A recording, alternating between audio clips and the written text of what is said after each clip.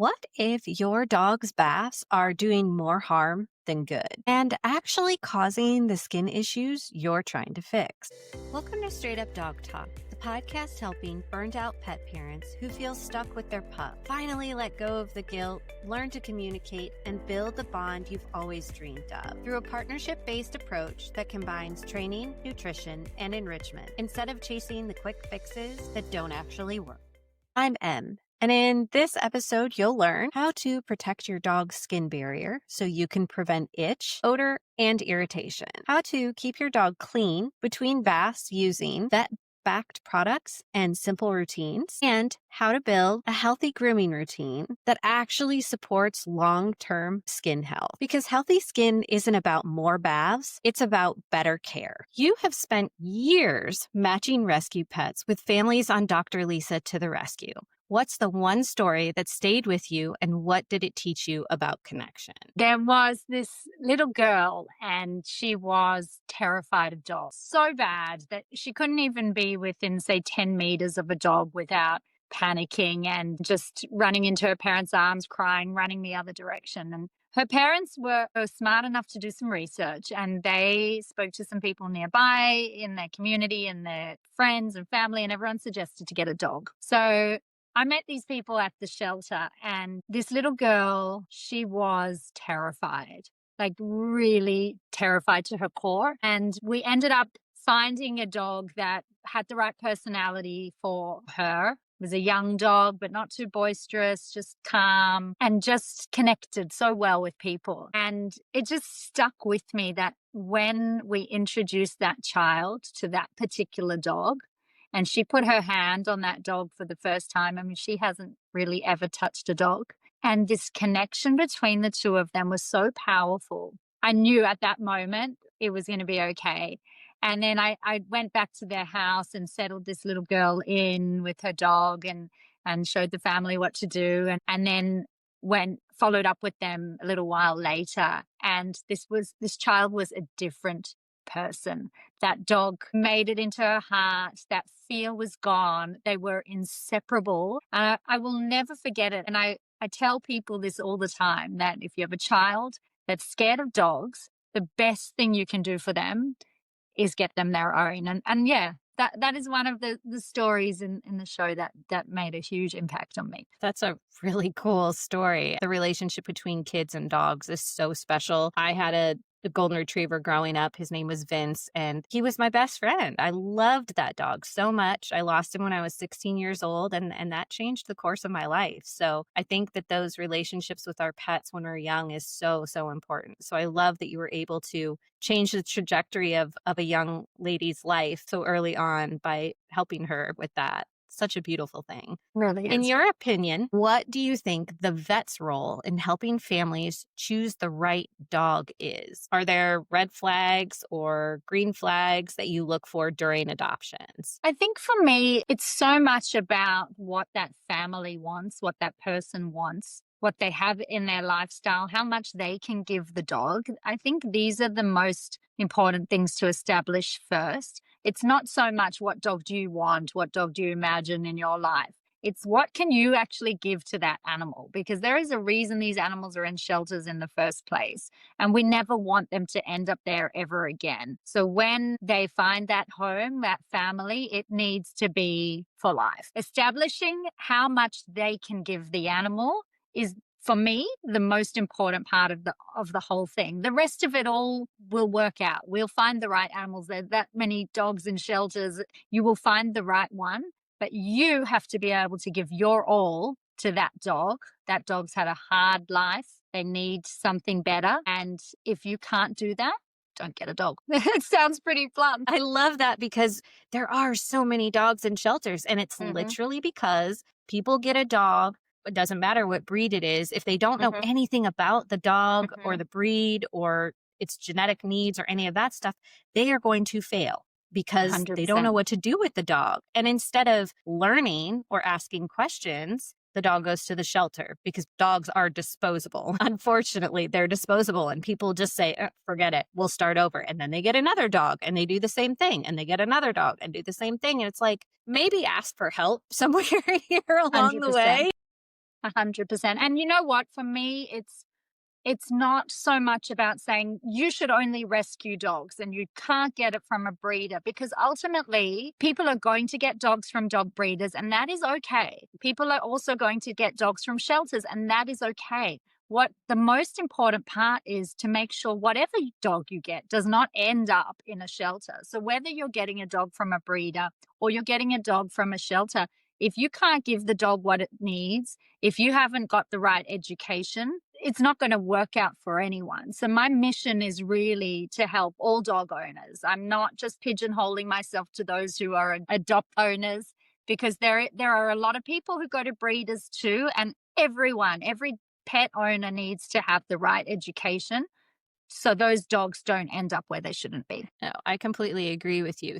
If you're going to prepare somebody and they said, what's the difference between adopting a rescue and getting a dog from a breeder? Where would you steer them as far as education in those directions? I really try and take a very diplomatic approach with it, because ultimately, as a vet, I'm going to be helping everyone. I want to be able to support all types of places where people can get dogs. For me, if that person can really understand the implications of, say, getting a dog from a breeder and what type of breed that is and what that dog needs for its particular breed, versus, okay, you're getting a dog from a shelter. What is its background? Does it have any extra special needs? Has it had a history of trauma? Are you going to have to help rehab that dog?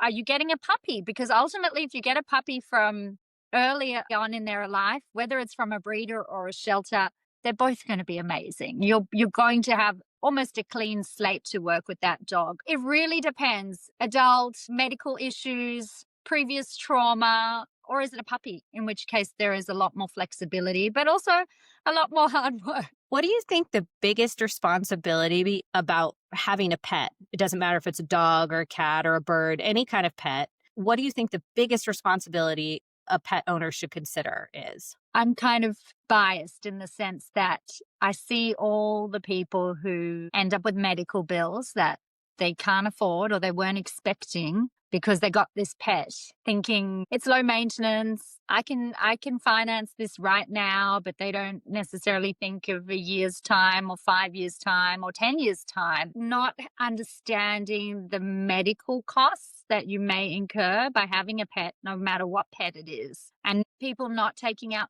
pet health insurance because they think, oh, it's so expensive and the chances are so low, and ultimately underestimating the cost of veterinary care, which is a whole nother discussion and a really challenging thing for us as vets to navigate. But that would be my number one piece of advice, is think about what this animal is going to cost you over their life. It's the same thing with kids and just people in general. You never know when there's going to be an accident, an injury, anything, an illness. The other day, I think I saw that 1 in every 4 dogs gets cancer now. That's insane. And Yeah. cancer treatment in dogs is expensive, and sometimes insurance doesn't cover that. It's definitely something to consider when you're looking at getting a dog. My dog, Toby, he just upgraded to a grade 4 heart murmur, and we had to start getting compounded medication for him. I mean, it's $90 for a bottle of it. It's Yeah. not cheap, and Yeah. that's every month. He has to have 2 medications. The other one's only like $20. $110 a month to make sure that he doesn't have fluid around his heart and he can breathe, Mm-hmm. because the other option is not great. So it 100%.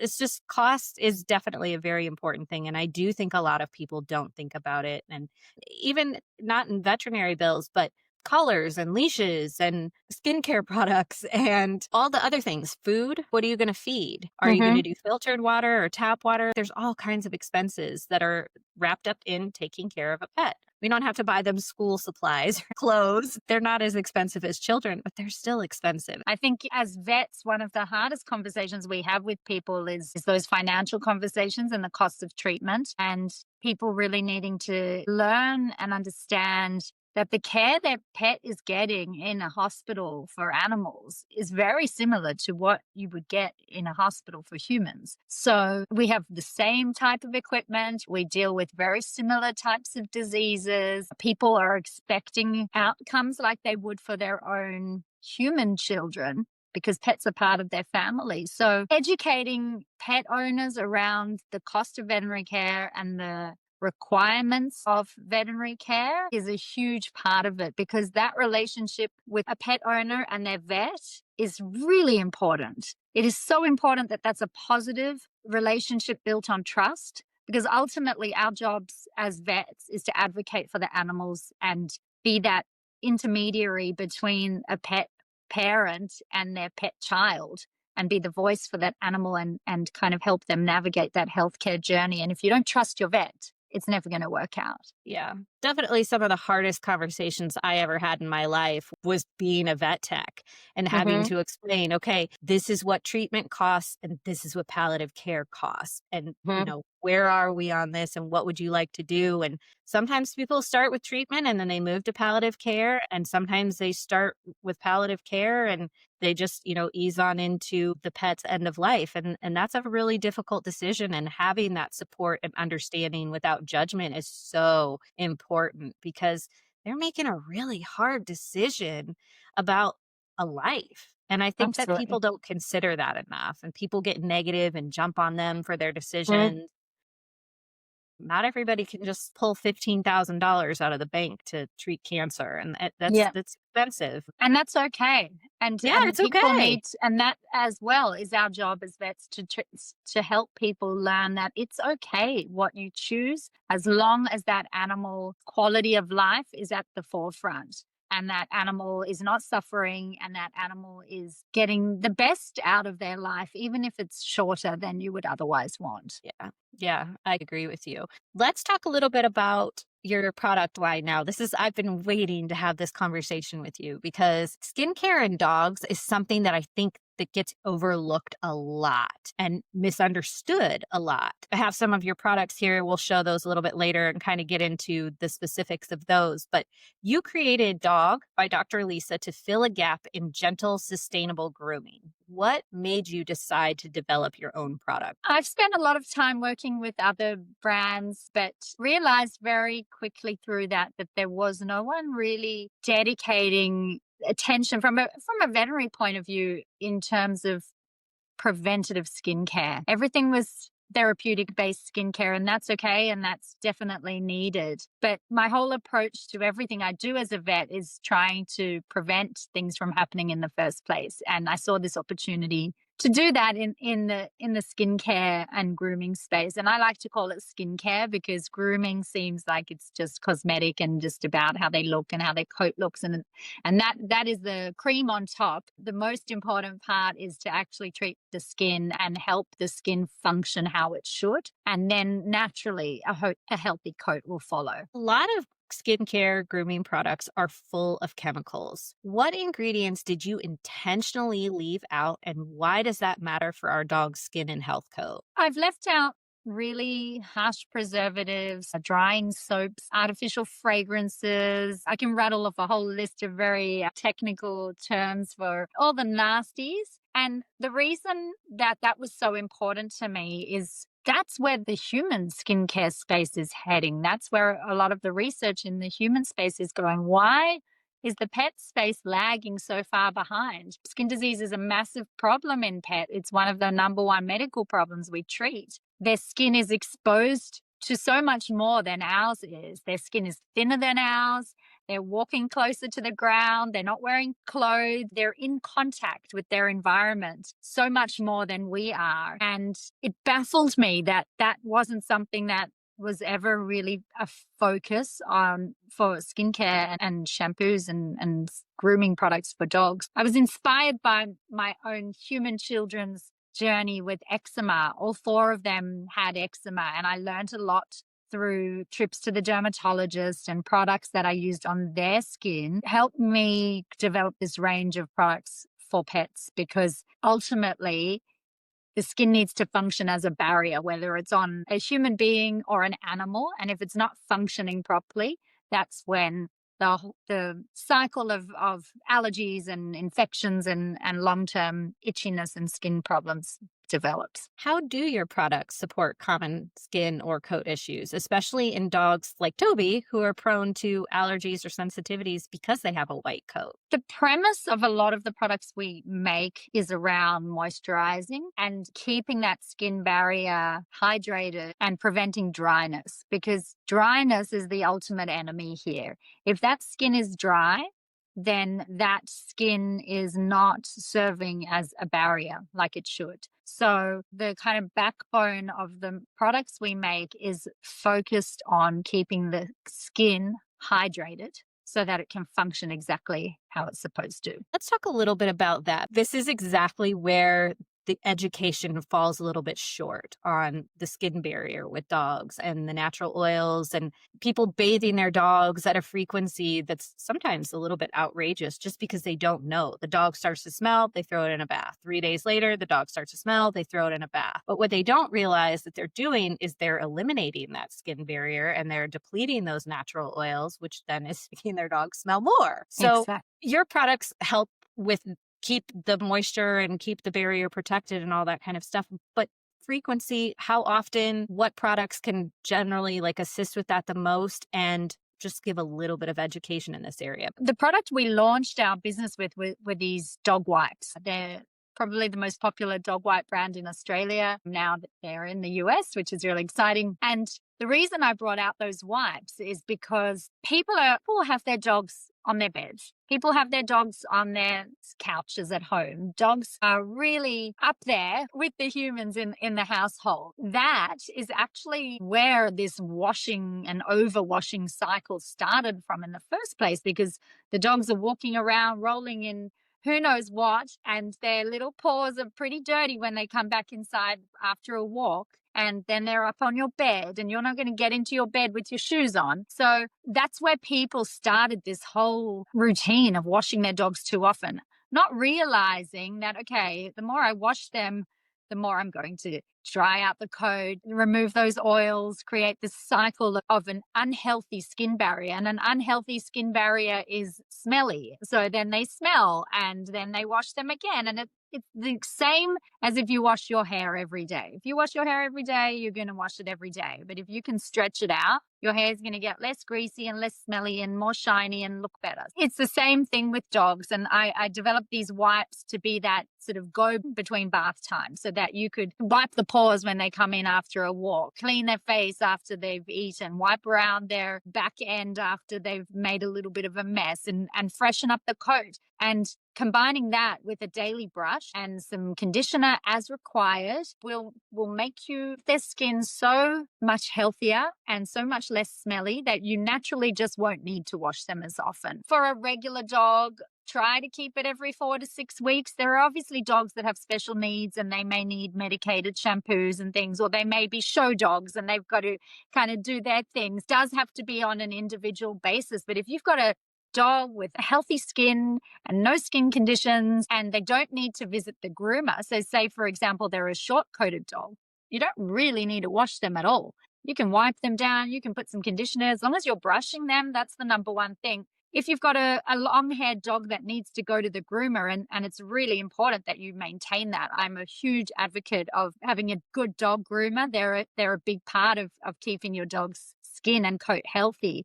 But a long-haired dog, maybe every 4 to 6 weeks for a tidy up, sometimes a bit longer. It just depends on their individual coat. I am such an advocate for the not bathing thing. Fitz, my bigger dog, he has a short coat, and honestly, besides rinsing his feet off or wiping his feet off with the wipes, which I have right here, I should have brought an open pack over. I don't know why I didn't do that. They smell so good, and they're really big. Like, I love how big they are and how much they unfold and how much you can see the dirt in them. And I like that if it's spring or fall and there's lots of pollen in the air, I can just kind of wipe him off and help him with his allergies a little bit. But besides rinsing his feet here and there because he's gotten too muddy, he doesn't roll and stuff. He just runs, like his feet might get dirty. We can clean those off. That's fine. But I honestly couldn't tell you the last time I gave him a full bath. Yeah, and I bet he doesn't smell very much either. Nope. He doesn't smell at all. Yeah. He doesn't smell at all. And if you're using the right brush and you're removing those loose hairs and you're kind of removing any dander and kind of surface dust with the wipes. You can give him a little spray with some conditioner as required, and that's all you need to do. Obviously, if you've got a long haired, I've got some rescue poodle crosses, and so they've got really long coats that they go to the groomer every 6 to 8 weeks, and that's perfect. But in between that, I don't give them a bath. And their coat is totally non-smelly. They visit the groomer to maintain the length of the coat and get it all trimmed up, but not because they're smelling. That's what I'm trying to educate people with our products, is that if you can reset your dog's skin and form a new bathing routine and bathing cycle in conjunction with trips to your groomer, if you've got that kind of dog, then you're going to have a dog that smells less, that has a shinier coat, and has a reduced chance of allergies. Really incredible the difference it makes between just constantly bathing the dog. Yes, it helps, especially if they're in shed season. Give them a bath, get some of that extra hair out. That's a huge win for some people, especially those really heavy coated dogs. But don't do it too often, because now all the hair is falling out. It's all over your 100%. floor and you're vacuuming more. And it's all the things. Brushing is everything. For me as a vet, I would say that is one of the things that needs a lot more education for, in terms of its role in preventative care. If you take the right brush to your dog's coat and really run it through in all areas, the benefits of that brushing, firstly, it removes that dead hair, so it's not going to be shed around your house. It's removing any surface dirt and debris and dead skin cells. It's also helping spread the natural oils that they produce on their own coat. It's going to obviously reduce matting if you've got a longer haired dog, and it's going to stimulate circulation in the skin. So all of that is very, very healthy and very, very important in creating a better skin barrier, less smelly dog, a less hairy household. So if you can find the right brush for your dog's coat, and from day one get into the habit of a daily brush, your bathing needs are going to be far reduced. And it's something that if you do it right, like you said from the beginning, you slowly implement that into your routine, that becomes a little bonding activity too. My dogs see the brush and they come running. They So do know. They're like, oh, yes, this is a wonderful thing. Let me just sit there, because they're getting pet and, held with one hand and they're getting brushed with the other. And then we switch. Each one gets their own little time to do it and they love it. Toby has a little bit longer hair. He has this weird coat. I'm looking at it right now because it's so hard to describe. He has Pomeranian, Lhasa Apso, Chihuahua, and Terrier in him. So he's got this weird, like, 3 different levels of length, wiry coat of hair, but he's got the palm in him. So it like comes out in clumps sometimes. And it's just the strangest coat I've ever seen on a dog. He'll just sit there forever and let you brush him, which is That's so amazing. wonderful. And it's such a great way to inspect your pet's skin as well. People don't realize how many times you will find lumps and bumps and skin lesions or ticks, whatever it is, just by your daily brush, because you are in such close contact with all aspects of their skin that you will have a better handle on your pet's health, because brushing is a very kind of intimate way of being up close with your pet and inspecting their skin and coat and understanding what's normal for them and what's not. It's a really underestimated and underused part of taking care of pets' skin, and that's part of my mission, to try and help people understand that. Let's talk a little bit about what I've got here, because I've got quite a few things here. Let's talk a little bit more about the wipes. I love the wipes for anal glands too, because a lot of times, you're a vet tech, so of course you know how to do the anal glands and you actually get the juice out. Being able to clean that off without having to do a full bath is so helpful. My parents are always like, well, we'll just do a bath afterwards. And I took these over and they were like, he smells good. I'm like, yeah, these are great, aren't they?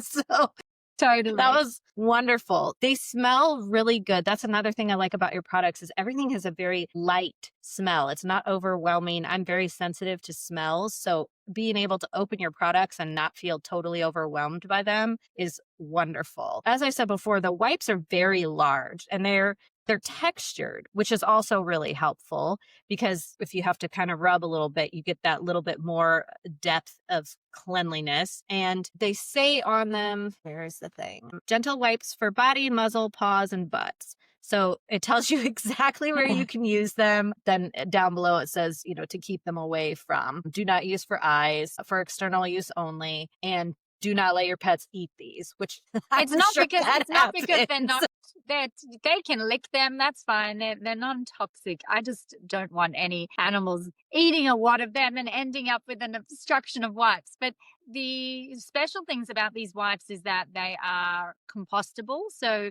you can bury them in the soil and they'll decompose. And you can, depending on your local council waste, you can put them in the compost bin. They are also very wet, a lot wetter than baby wipes. So if you squeeze them, a lot of liquid comes out of each wipe. So they do a really good job at cleaning the coat. And the scents in them are naturally derived. I mean, they're essential oils, tiny amounts. And it does have this very lovely vanilla kind of coconut lavender scent. But they are predominantly water. So there are no nasties in them. There are no harsh preservatives, and they're made in New Zealand, which is really clean. And we have a fantastic manufacturer over there. The popularity of the wipes, I guess, speaks for itself. So we're really proud of these. Then we have, let's see, let's hold these two things up. So we have the leave-in conditioner and then the coat mask. Do you want to talk about the difference between these two things? Yeah. So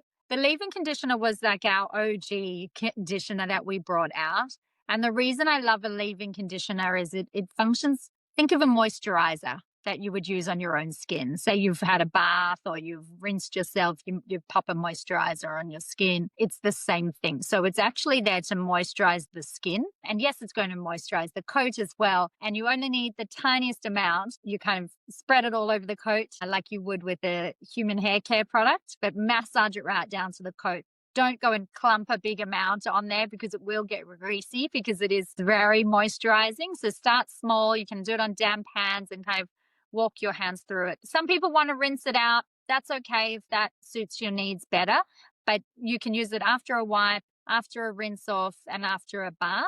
And then the coat mask came out a few years later as a far more intensive conditioning treatment. It is probably my favorite product of the range. And you have to think of it like a hair mask. So you pop it on when the coat is wet. You don't always have to shampoo. You can sometimes just do it like if your dog doesn't get shampooed, you can rinse it off, pop the coat mask on, give your dog something distracting to do for 5 to 10 minutes, like a lick mat, go for a walk.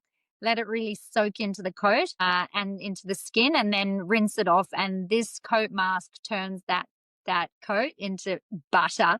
It's got sea buckthorn oil and kupawasu butter, and it's intensely moisturizing for the skin and creates a beautiful shiny coat as well. We had to use it this last weekend because Toby found himself in a ginormous pile of deer poop, and I used the coat mask, and you're right, his is so soft. And then we also have our little poncho, and this is great because, like you said, give them something to do for 5 minutes. You can just put this on them and give them a little lick mat or whatever, and then it's covered. They're not licking it, and then you can use this to let them kind of walk around and dry in. And Toby is not necessarily a fan of it, but man, Fitz will walk around in his forever. It's so funny. It cracks me up. So good. And they're so soft. It is bamboo. It's really soft bamboo. And I made those as something to help people and their dogs after bath time or after a rinse off or after a swim, because it's got little buttons underneath. So when they shake off after being wet, all the moisture stays inside the towel, which stops your car getting wet, stops your house getting wet. And they feel really lovely and cozy in there, and it dries them beautifully too. So it's the ultimate post-bath, post-swim accessory. It is wonderful for the splash zone afterwards because the flying of the water is always a thing. That was a size small that I just held up. This one is a size medium. This one is Fitz's. So they do run a little bit big, guys. Toby is about 12 pounds and the small is a little bit big for him, but Fitz is about 50 pounds and the medium fits him perfectly. And it does have like the bungee part here around the neck so you can tighten it up so they can't slide out of it.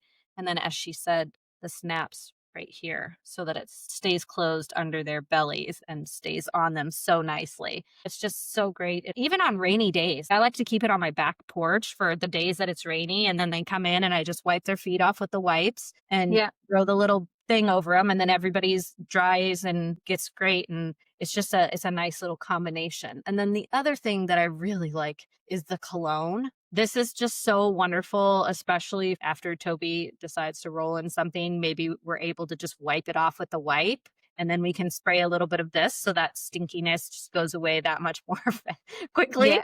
But Totally. it's just I don't know, everything is so fresh and not overly feminine, right? Like Yeah. Yeah. I And think that's what it's a it's very designed for. neutral scent. Exactly. Yeah. And it's made with very small amounts of essential oil in a water base. So it's alcohol free. So it's not a perfume and it's not going to last for days and days and days. You can use it as often as you like. And it's there to give them a bit of a fresh smell. And not everyone wants to use a cologne, and that's fine. But sometimes you'll need a spray around that butt when they've had a bit of a clean up. And it is a really nice, refreshing way to do it, as opposed to all these pet colognes that have been out for so long that have that very artificial smell. And when you combine that smell with something pungent, as a vet tech, you would know what I'm talking about. When there's a poo and you combine it with like a synthetic smelling cologne, it's a terrible combination. Strawberry or a cherry, or not a good mix at all. So this is really light. It almost smells like a day spa. And I have so many of our customers saying, "Oh, actually, I use it around my room, or I spray it on myself." But it is all safe ingredients and very lightly scented, so that it's tolerated by everyone. And then last but not least, open this one. I had to buy a new one because this is probably, yeah, this one's brand new. This one is my favorite one. We already went through an entire tube of this since you sent it to us. This is the sensitive skin cream. Hmm. I love this. For somebody who has an all white dog and a mostly white dog with red spots, you need this stuff constantly. Allergies, rashes, all the things that they get.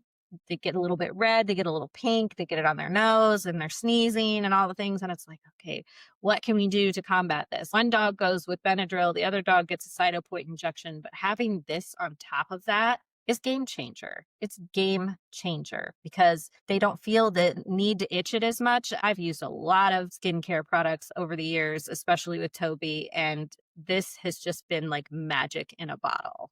I absolutely Awesome. love this. Thank you. That's awesome. It's part of our sensitive skin range. So we have a range of fragrance free products, which has a fragrance free wash and a fragrance free leave-in conditioner, and then the sensitive skin cream.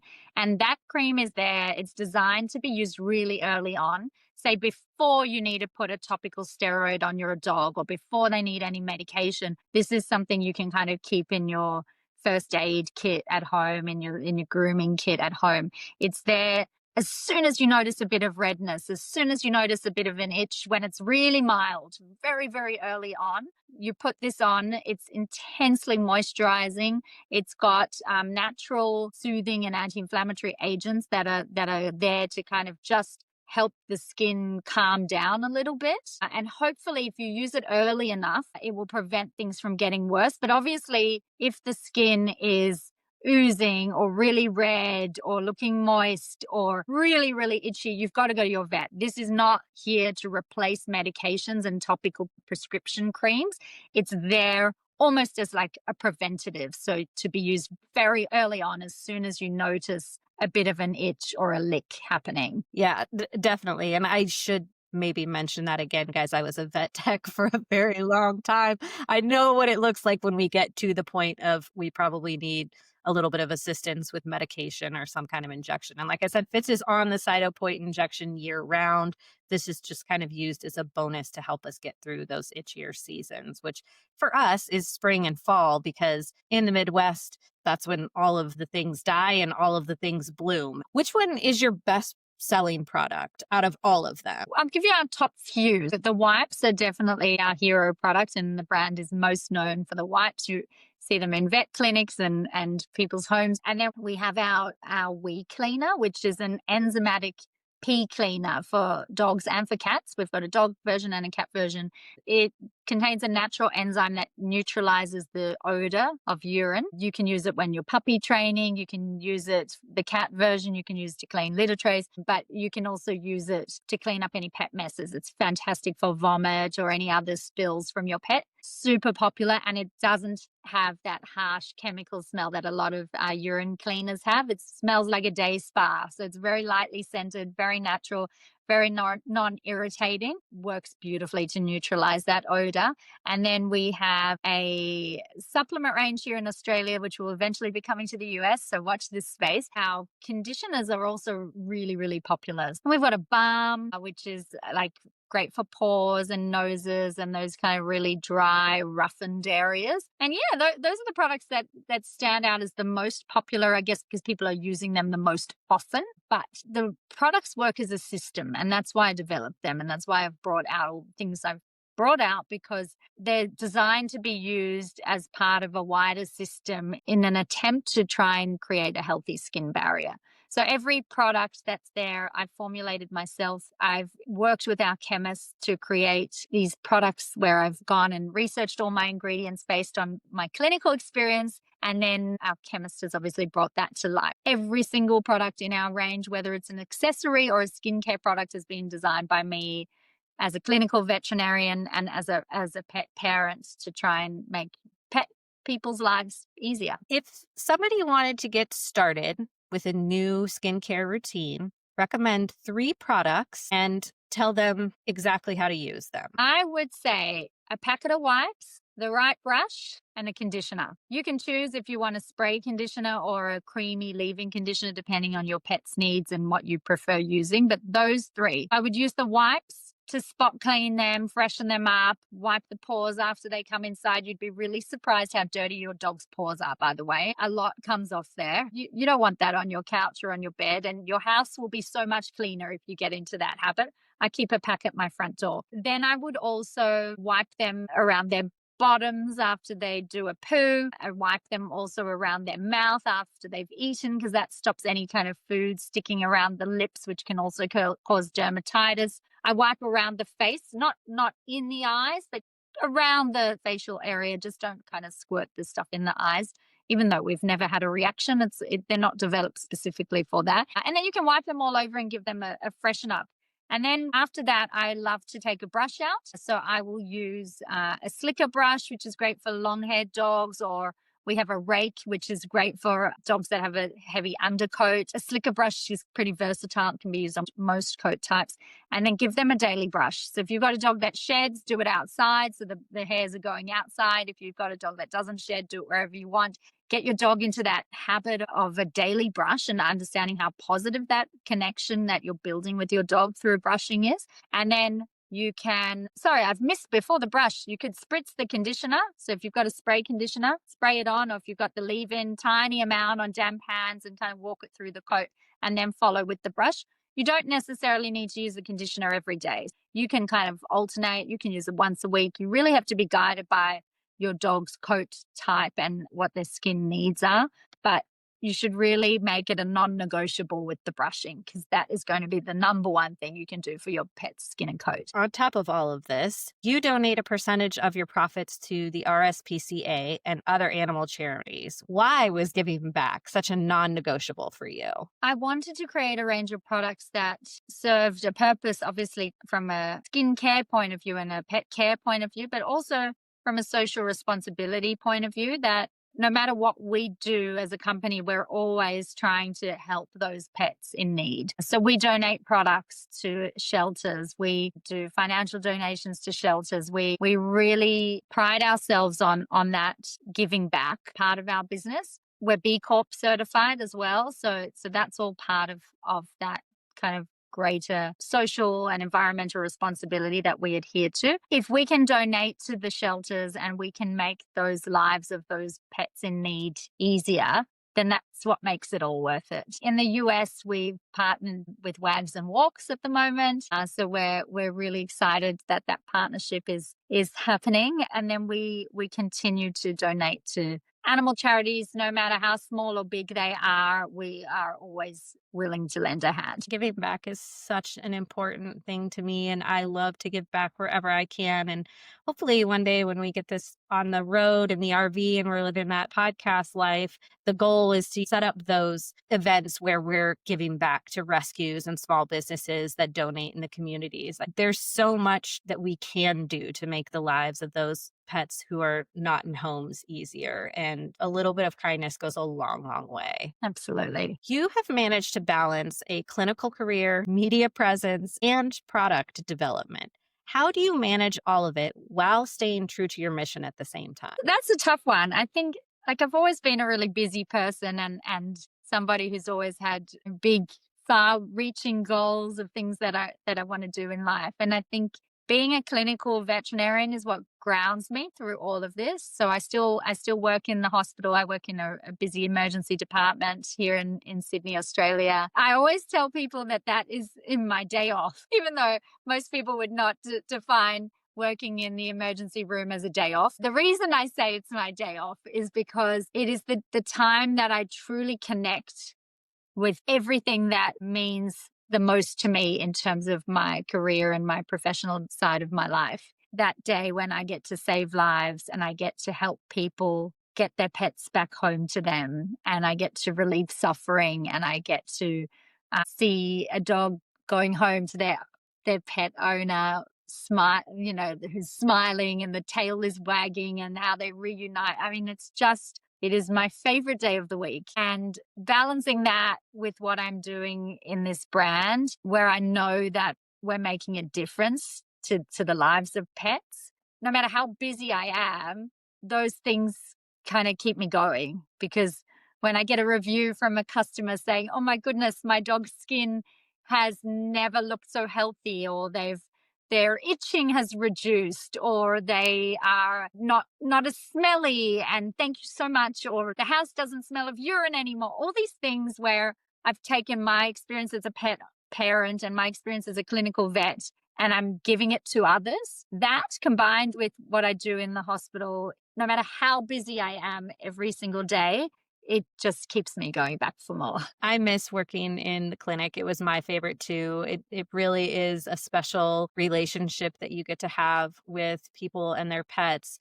to bring them a little bit of joy or comfort in their day when it comes to their pets, because nobody knows better than us that relationship that we have with our pets and how much we love them. Being able to provide that comfort that we would want for ourselves is such an important job. So I love that you're still able to have that in your life. Yeah, this is a special privilege we have to work with animals. It really is. What advice do you have for pet parents who would like to advocate more confidently at the vet or make more intentional health decisions at home? I would write things down or type things so that you've got a really clear picture of what you've noticed at home with your pet, whether this is something chronic or it's something acute. Write it down, take videos. So if your pet is doing something unusual, video it. No matter how silly you feel, take a video. So if you've got that documented in writing, in video format, in photo format, and you go to your vet with that clear report of what's going on, it's going to help you advocate for your pet better, because in a clinic setting, it can be stressful. Your pet might be stressed and you're worrying about them. You might be hearing medical terms that you don't understand and you're getting overwhelmed. You might be feeling really emotional and really nervous about what information the vet may be sharing with you. But if you go there with a clear mind and everything is documented and you present that information to your vet, it's going to make you feel less anxious because you know you haven't missed anything. And it's going to make your vet's job so much easier, because they can clearly see and understand what's been going on at home, because you are the person who knows your pet best. And there are so many times where a pet parent will be telling me that my dog was doing this at home and now he's come to see you and he's not doing it anymore. And I'm really limited as a clinician in terms of trying to problem solve what's been going on if I can't see it and I don't have a clear story. So if you can provide that very concise, clear detail to your vet, it's going to make things so much easier for you and for your clinician as well to work out what's going on with. Yeah, absolutely. Looking ahead, what's next for Dog by Dr. Lisa? Do you have new products, new ideas in the pipeline? What do you got? Always new products coming. My mind is buzzing with things, and I take a lot of feedback from the vet techs and the nurses and the vets in terms of what's needed in the industry. So we will be launching a dental product. I'll keep it very broad. That will be coming out later this year. Very excited about that. And then we've got some new products coming out in the supplement space, which is exciting, and some new cat products coming out. So yeah, a lot is happening. That's very, very exciting. Well, Dr. Lisa, thank you so much for taking the time to chat with us. What would you like to leave the listeners with? I want to tell people to just treasure those moments you have with your pet, because you never know how long they're going to be in your life. Make them the best moments they can be. Enjoy it as hard as it can be having a pet. And I'm not discounting that. I mean, I'm having issues with toilet training my dog at the moment.